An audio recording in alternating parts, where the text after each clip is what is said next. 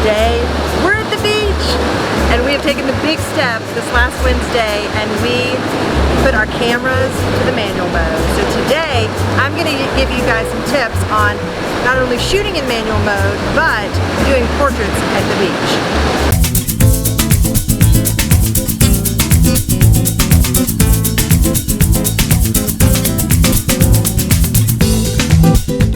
Well, the first thing I always tell you guys to do is clean your lens.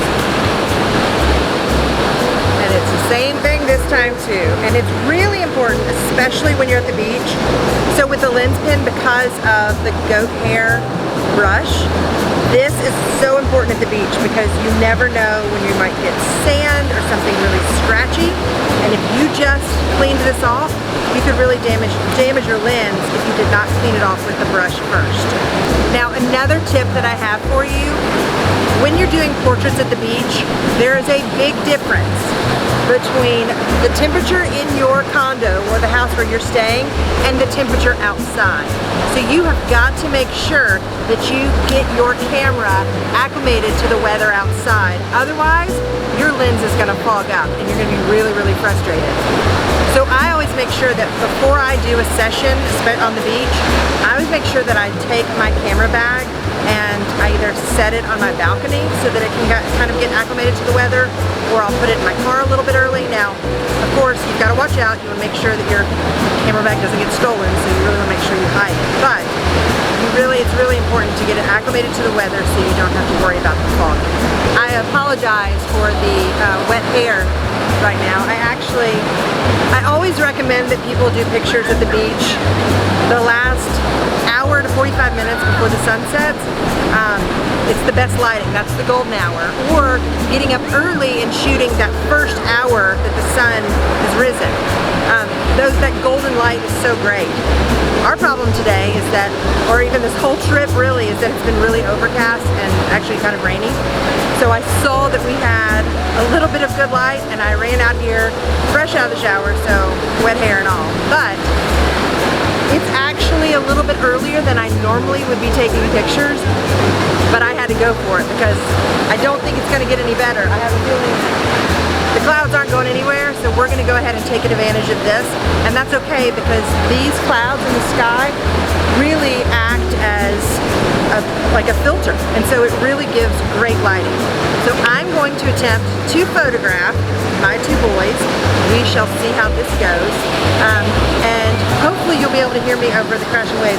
If not, maybe I should just be quiet and let y'all just enjoy the waves and, you know, just have the sound of the waves. We'll call me. Okay, let's get started. Okay, so when you're shooting in manual mode, the first thing that I'm going to do when I show up to a session is I'm going to look at my lighting. So it's not super bright, but it's also not completely dark. So I want to make sure that my ISO is bumped up. So I'm going to set my ISO for this shoot. I'm going to set my ISO to 640. Because I have a feeling I'm going to be needing a more sensitive ISO because my 2-year-old is going to be hard to keep up with. The next thing I'm going to do is I'm going to look at the lighting, okay? So again, normally you would think, oh, I'm going to do cloudy, but remember, if you want your pictures to be a little bit warmer, you go for that shady white balance. So I'm going to adjust that. The next thing I'm going to do is I'm going to set my aperture. So if I'm only taking a picture of one person or two people, 2.8 is fine. But I want to make sure that I have more of my background in focus, so I am actually going to adjust my aperture, and I'm going to put my aperture setting to 6.3 because I want to make sure that I'm getting more in focus in the background. You don't want everything blurred out, otherwise you're not going to see that you're actually at the beach. So next what we do is we're just going to look at our meter and we're going to check our lighting, and that's going to show us as we're moving and scrolling along and changing our shutter speed. We're going to watch that meter and make sure that we have the correct exposure. Okay, so now what I'm going to do is I want to make sure that I am getting, because I could pose them, well, I could try to pose them, but with a 2-year-old that's almost impossible. So what I'm going to get them to do now is I'm just going to kind of capture them playing around because I'm not looking for really formal pictures right now. So I'm gonna get and just take advantage of these boys just playing in the sand, looking at the water, and just get some nice pictures that way.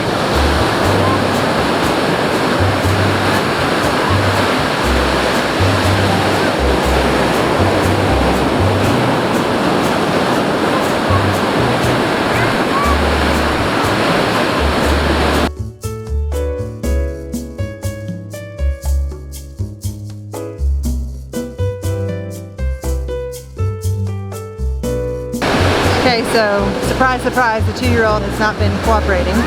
So we had to put Daddy in the shot. We'll see if we can get some shots of Daddy with his boys. Okay, boys, y'all walk this way. So I wanted to give you guys a couple of other tips for beach sessions. Now, one of the main things that I like to do with really all of my sessions is I always say that it's portrait meets playtime. I like to capture moments. I like families to be engaged. I don't just want a family perfectly lined up and having their portrait taken, which is great, and I will include that, but really what I love to do is I love to kind of capture those in-between moments. So, for example, in this shot with the 2 sisters laughing, I just love getting kids together, and a lot of times, especially if they're a little bit older, you know, I'll have a child whisper something really funny into their sibling's ear, or I'll have them tell a joke, just anything that can kind of give me some genuine laughs.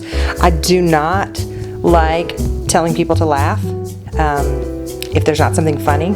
I think that you can tell a big difference in that. I'm not a big believer in being like, okay, now everybody laugh. I would honestly much rather make them laugh, either by making a funny sound or telling a funny joke or having them tell a funny joke.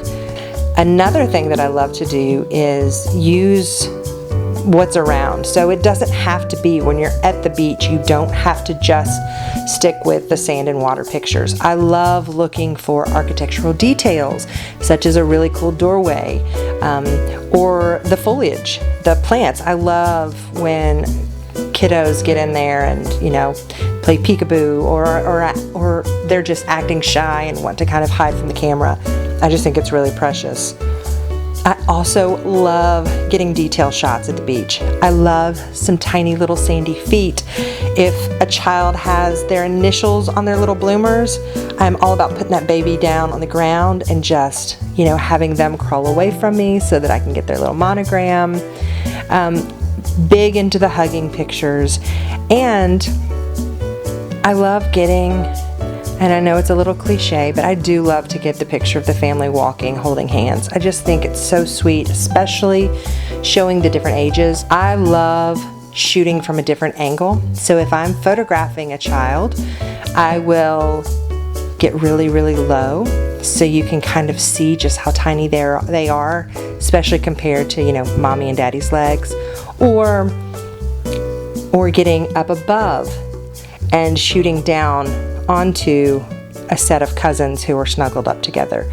So don't just always shoot from the same angle. Make sure that you kind of play around with that and don't get stuck just shooting from your height.